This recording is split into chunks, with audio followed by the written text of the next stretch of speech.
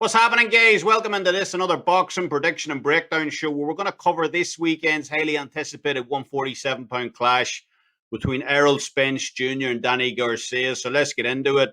Now, it's been well over a year since Errol Spence last stepped through those ropes as he got a split decision win against a game Sean Porter last time out. Despite getting dropped late on in that fight, many people thought Porter did enough to get the nod. It was a highly competitive fight from start to finish. The real drama, though, came just a week later as Errol Spence was involved in a high-speed car crash just outside Dallas as his Ferrari veered off a median and flipped several times, completely wrecking his car as a result. The most bizarre fact of that crash, however, was that he wasn't wearing a seatbelt during the impact, actually saving Spence's life as he was thrown clear of the car as it spun into complete wreckage. To take this fight against such a highly dangerous former champion like Danny Garcia shows a ton of grit and determination on Spence's part for me, as absolutely no one, despite the agreement beforehand that this fight would be made, would have begrudged Spence a tune-up fight or two, after such a life-changing event for the Texan. It has to be said, Spence looks like a changed man to me since the accident. He said in numerous interviews post-crash, that he's thankful for his second chance and seems to have distanced himself from the Adrian Broner-type party scene he'd often get caught up in beforehand. Since the accident and the lead up to this fight, he's generally either in the gym or spending time with his beloved horses. So he definitely seems like a changed man, as we said. But look, it's very hard to dismiss what happened either. And we won't truly know if Spence is 100% recovered until he crosses those ropes on Saturday night in what's an incredibly tough fight for him at welterweight against a top contender in Danny Garcia and former champion, as we said. For Danny's part, I've always thought, outside of Terence Crawford, his style presents the biggest problems for Errol Spence in this division. I was in Brooklyn for Garcia's showdown against Sean Porter 2 years ago. And even though I had no skin in that particular game, I wanted to see Danny win, as to me, his mid-range power style would present a lot of problems for Spence, rather than Porter's would. Now, up until that point, we'd only ever seen one version of Errol Spence in the ring, that of the Hunter. Chris Algieri, Kell Brook, Carlos Ocampo, among a host of others. They all found themselves in Spence's wheelhouse as he powered forward and look for the finish. Now, in my mind, the reason I was so excited about a potential Danny Garcia matchup back then was that if he tried that Hunter-type style against a mid-range power hooker like Danny, Errol Spence could very easily find himself looking up at the lights, as Danny doesn't mess around in there. Make no mistake, as we said, Garcia can bang. I'm still not even 100% sure if Rod Salka's even woken up yet, to be perfectly honest.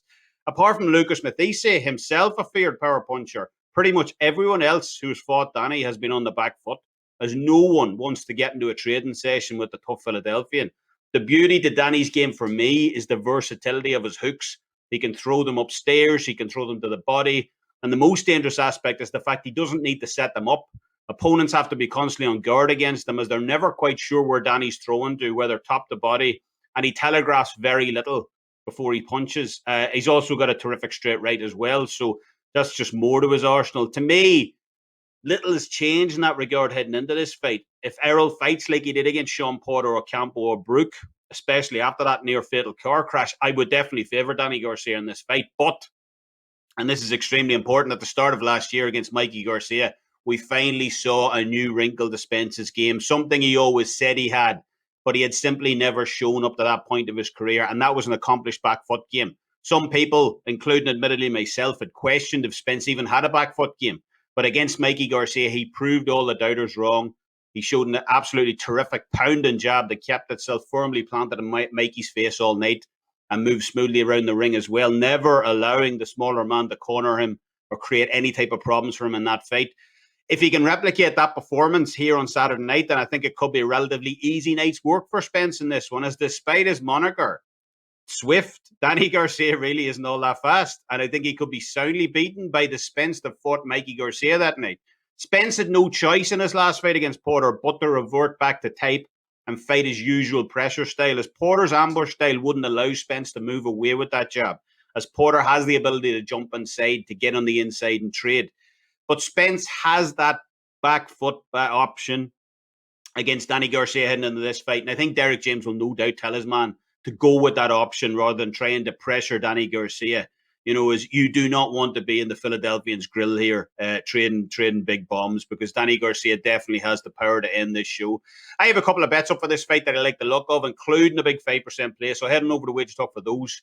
And in terms of a free play for this weekend, Friday's clash between Billy Joe Saunders and Martin Murray over in London on DAZN. I expect this fight to go the distance and for Saunders to win in a pretty comprehensive points victory in the process. Now, you can parlay the distance prop with the method of victory for around -120. And to me, there's definitely some value in that. I do not see a stoppage in this one. And I think Billy Joe Saunders is too good of a boxer to be troubled by Martin Murray in this fight. So, yeah, Billy Joe Saunders to win by decision. Parlay, will the fight go the distance? Yes, at -120 for Friday. That fight's on Friday night. That'll wrap things up for this edition of the Boxing Prediction Show. As always, leave us your thoughts. And you can also catch me over on Twitter at the SportsWolf83 and at my handicapper page, Kevin Dolan, over at WagerTalk. As always, thanks for listening. And until next time, slán all you.